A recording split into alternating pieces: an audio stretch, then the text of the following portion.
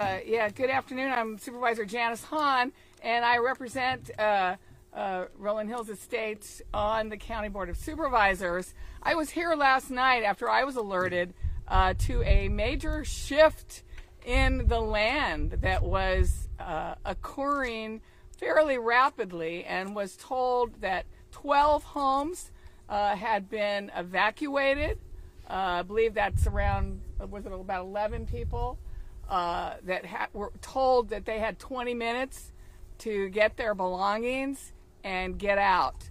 I arrived and was taken on a brief tour looking at the fissure that was winding its way through these 12 homes, and even the 45 minutes I was here, the land continued to move, in my opinion, very quickly. I think since I was here last night, I've been told the land has moved about 6 feet.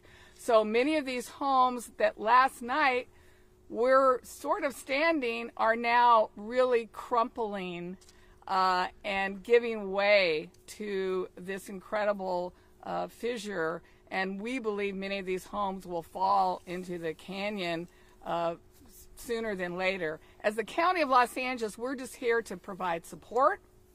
I've directed my public works director to work with any geologists or soil experts that we can bring here to the situation. We're willing to help any family that was displaced, but as far as I know, they've all had family members that have taken care of them. But we're just here to support. May I thank the county fire department for their swift and compassionate evacuation last night.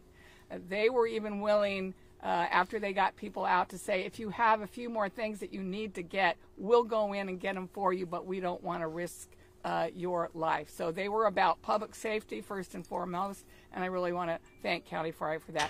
Our Sheriff's Department will be patrolling this area continually, making sure that this community is safe, particularly those homes that have now been vacated. And now I'd like to turn it over to the mayor of the city, Britt Huff.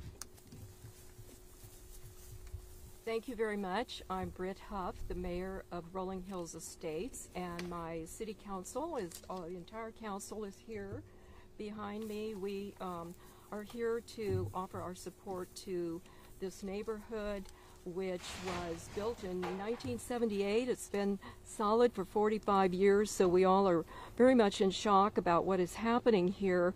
But as Janice mentioned, we certainly appreciate all of our public servants, the fire department especially, who made the decision to evacuate yesterday afternoon in a very timely manner. And we appreciate Supervisor Hahn and the county's support, as well as our state representatives who have all offered support for these residents and this entire neighborhood. As you can imagine, all of them are in a state of uncertainty at this point. So we thank you for being here, and I will pass it on to the fire department again. Thank you. Is there a geologist here? Well, we're getting to that right now. Currently, we're going to have Building and Safety make their statement right now. You're the man. Good afternoon. Pete Goodrich with City of Rolling Hills Estates as a building official. As you can see and as you've heard about the damage that's there, we're currently in the process. One of the questions that's already arisen is about a geologist actually being on site. In a situation like this, the geologist is definitely important, but the reality of them being able to stop what's happening right now is not going to be of any imminent thing right now. So we, at this point in time, we have posted 12 units as not habitable. We've actually taken and got those people relocated. We've increased the boundary by just a little bit, just to have a safe perimeter around that. And then we will have the geologists come in and decide what can be done after, probably at the beginning of the week. It will be that time if we don't have them out here today. As far as the structures that are there, there's substantial damage to the structures if you haven't seen it on the video coverage yet. And we expected to see that continue throughout the day today. Question, what is causing this, and can it be stopped, or are we just waiting for these houses to fall? So the question is, what is causing this? Well, it's land movement, and the land movement could be based on the excessive rains that we had, or it could be some other thing that we're not aware of yet. You know, everybody's going to want to point to the rains that we had this last season and the fact that the ground is drying out. We don't know for sure yet. That's where the specialists and the geologists will help us with that. Could this be affiliated to the sinkhole that happened a while back here in this area? There was a sinkhole not too many days ago that in not too far away. It's less than a mile away from here, and whether this has contributed to that is completely unknown. It's a clue. Seems kind of like probably not, but again, those will be things that will be looked into in the following days. Question, someone had mentioned it has been dry for a while, so how would the rains now cause this? You would expect this right after a rain or during a rain? Well, the water below the ground moves at a different rate than above the ground, and so you think of the ground at the top is drying out. Below the ground, you have where the caverns of water that might be existing, and you know, as that drains away, as that moves, then sometimes the land might move with that. Typically not, but this might be one of those cases. Another question, is this covered by homeowners insurance? I've talked to a concerned homeowner, just moved in here, and that's is this something that they can have coverage on? It's a great question for somebody else. I don't know the answer to that one. And question for you. Yes. So you mentioned 12 homes have been evacuated. Is there Yes. kind of any information about the homes that are joined or kind of in close proximity about what might happen to those residents if they're going to need to evacuate or maybe start that process out of precaution? Yeah. So the question is about the units that are nearby. The question about adjoining any units that are adjoined to anywhere there's any notable damage, those were evacuated. We're at least one building away from any damage. So any place where we're evacuated, we've evacuated a perimeter beyond that. We're monitoring all of the buildings that are adjacent to the area for any movement, not only in the building itself, but also in the land surrounding that building, and we haven't noticed any changes at all in anything adjacent to. There's a pretty definite line where you can see the movement is that line and things adjacent to that line. Does it run parallel to the homes, that fissure line? It's not exactly parallel, but that would be the closest thing that you could do. It's not a straight line. Even the hill that the houses are on isn't a straight line. So you could say parallel to that edge of the hill, yes, but it's not a straight line. Dumb question, which was my second question. Are we just basically waiting for nature to take its course, or can anything be done? Move a mountain, literally? There's not anything at this point that we're aware of that can be done, and at this point, yes, it's pretty much a wait and see. Has gas, water, and electricity been cut off? Great question. Yes. I was getting to that one. So at this point, we actually have additional residents that have no gas service because the gas service was isolated at a point further back so that we don't have a secondary incident that might take place. At this point in time, the water service and the electric service has been cut to these specific units that are not occupied, but left intact for the ones adjacent to. The water service, we've got everything set up so that if for whatever reason we had, where the fire lines and those things needed to be shut down, it's a quick one valve that needs to be shut off at this point to be able to do that. But we'd like to leave that all in place if possible so that if there was a secondary incident, we'd be ready to handle that. Where have some of these residents gone to? I know that there was shelter set up for them, and a lot of them have home or families that are nearby that they're able to go to. Have you ever seen anything like this in this area? I have not personally. Not in this neighborhood. Shocking. Is there Can one you or step two? up, Janice?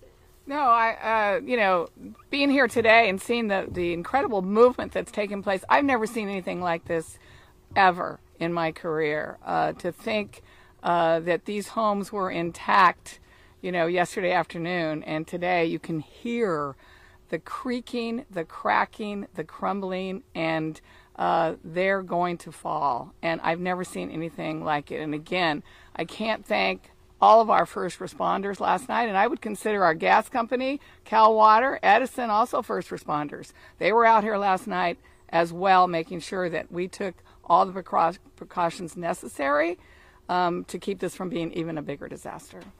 Is there one or two houses that are worse than all the others? Because I'm looking at this garage right behind you, and it's like tilted. Is that one of the worst ones, or Yes. does it get worse than that? No, you have two areas where it's the worst. One being the area that's adjacent behind you, and then up around the corner, there's another place where it's very similar.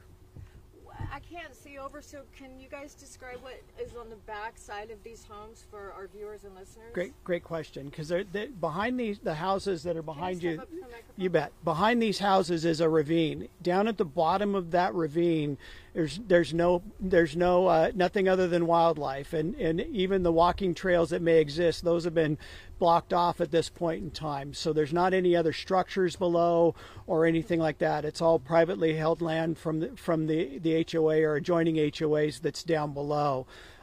So basically you have a bluff on the edge of a hill that drops down into a canyon that's behind it. How deep, how steep, how many feet?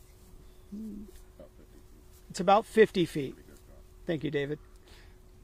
But there's no other structures in danger if these homes fall. Correct. What about like this home right here that's on the edge? Could we start seeing more of these homes fall? At this point, the line is a pretty definite line. The fissure, if you will, which is just an opening in the ground, is a pretty definite line. There's not any damage that's shown on this side. It runs behind this unit that's there, but it's not actually affecting that unit. That unit is actually evacuated as a precaution in case that does, because you never know what secondary might happen, which is why the perimeter was actually increased a bit this morning. So could we see more homes be affected is my question. Yes, you could. So wait, let me just clarify. Are 12 homes cracking right now, or we have 12 and that includes the 2 that are on either side as a precaution? That includes the 2 that are on either side as a precaution. How many homes are directly like cracking and falling right now? I would be guessing. I'm going to say 6 to 8. 6 to 8, that's fine. Yeah. If we could get a confirmation on the amount of people that have been evacuated. Earlier we were told 16. You downsized it to 11? 16 is correct. Oh, 16 is right. I'm sorry, I said 11. 16. 6 homes, folks? 12 homes. Okay. 16 people. Excellent. And about manpower, about how many firefighters responded, sir? What are we looking at about? Approximately. About 20 first responders last night. and Paramedics, everybody. Yeah. Did everyone, maybe this is a question for the firefighters, was everyone very cooperative on getting out? We're like, sure, we're out, or was anyone like, no, I want to stay in my home? Very cooperative. Yeah, I think they saw the. Can you the step up damage. to the microphone for us and just spell your name for us? Hi, good afternoon. Brian Bennett, BRIAN BENNETT. So when we responded out about 4 o'clock yesterday afternoon, it was on an investigation for a water leak. And then that was when our units identified some cracking. That's when we upped the response to include local paramedics, the chief officers, building and safety. And then from that point, we started noticing the significant cracks, started going door to door, and all the residents were very obliging and moved out really quick. Was that the initial call? Because we heard that some residents were actually calling because they were hearing snack, crackle, and pop a few days prior. Did you folks respond to any of that? We didn't. Our initial call was yesterday afternoon for a residential water leak. And that's when, as a further walk, that's when our firefighters noticed cracking. I've spoken with one resident whose home is not falling, but he's really concerned in tears. I mean, has anyone spoken to any of the residents here, and how are they doing? What is going through their heads? Yeah, so the City of Rolling Hills Estates did a fantastic job yesterday afternoon. They stood up their emergency operations center that included the Red Cross, and the Red Cross has reached out to every one of our 16 residents that have been evacuated and offered their services. I mean emotionally. Go ahead. Yeah, I mean, I think emotionally it's a tough one. You just look at what's behind us, and how can it not be? Yeah. Right. But we're here for them. We're going to have to wrap up this press conference, but if you needed to speak to Chief Bennett, Yeah, these guys aren't supposed to be emotional. Right. But I did. I can be emotional. Wait, hold on. Yeah. I was here last night, and I've been here today and speaking to the residents in this community. Of course, Wait, hold on, Giannis. they are. Can I get you to start over? You want me to be emotional again? No, I was here last night, here today, talking to residents who live in this community. Of course, they are devastated. They can't believe this is happening to them. And those whose homes are not evacuated, of course, are worried and concerned. And they want answers to their questions, but they are devastated. But I will just add, last night, the residents that were evacuated were so cooperative and so helpful to our firefighters who were helping them remove their belongings. But people were given very little time to gather their belongings. Some people weren't even home at the time. So they're worried, they're emotional. You know, all people have is their home. But luckily, no lives were lost, and we got everybody out, and, you know, things can be replaced.